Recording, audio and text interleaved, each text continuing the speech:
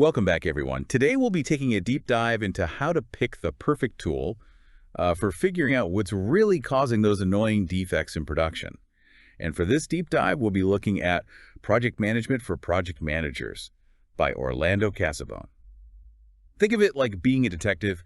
Got to have the right tools to crack the case. Absolutely. And it all boils down to this. Just fixing what you see on the surface doesn't solve the real problem, right? Right.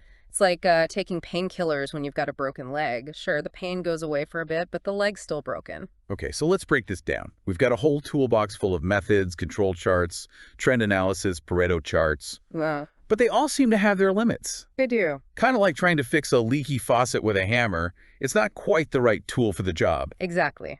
Take control charts, for instance. They're fantastic for spotting when something's off, but they won't tell you why things are out of whack. Makes sense.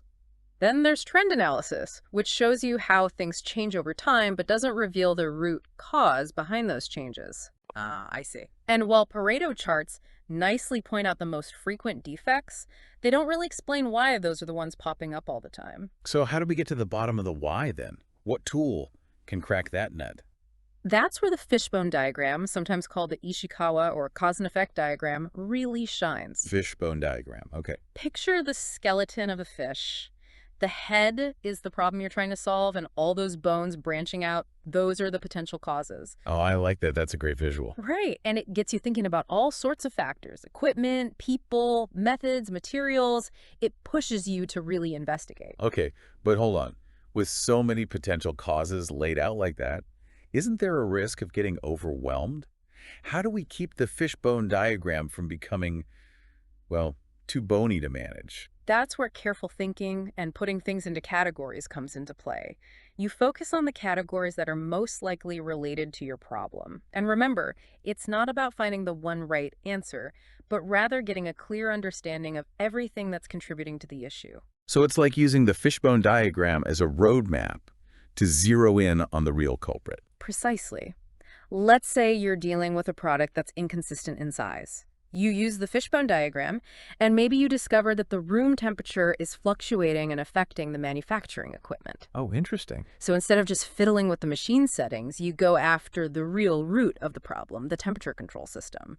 That's how you get a long-term solution.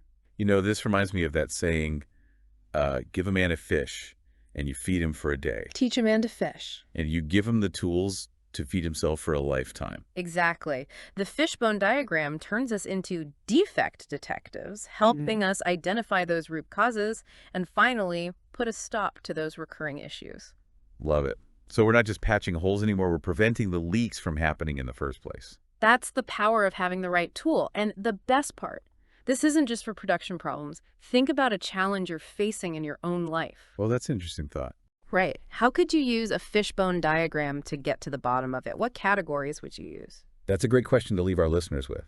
And for anyone who wants to explore this powerful tool further, I highly recommend checking out Project Management for Project Managers by Orlando Casabon, a fantastic resource for anyone wanting to sharpen their problem-solving skills. Thanks for joining us in this deep dive, everyone.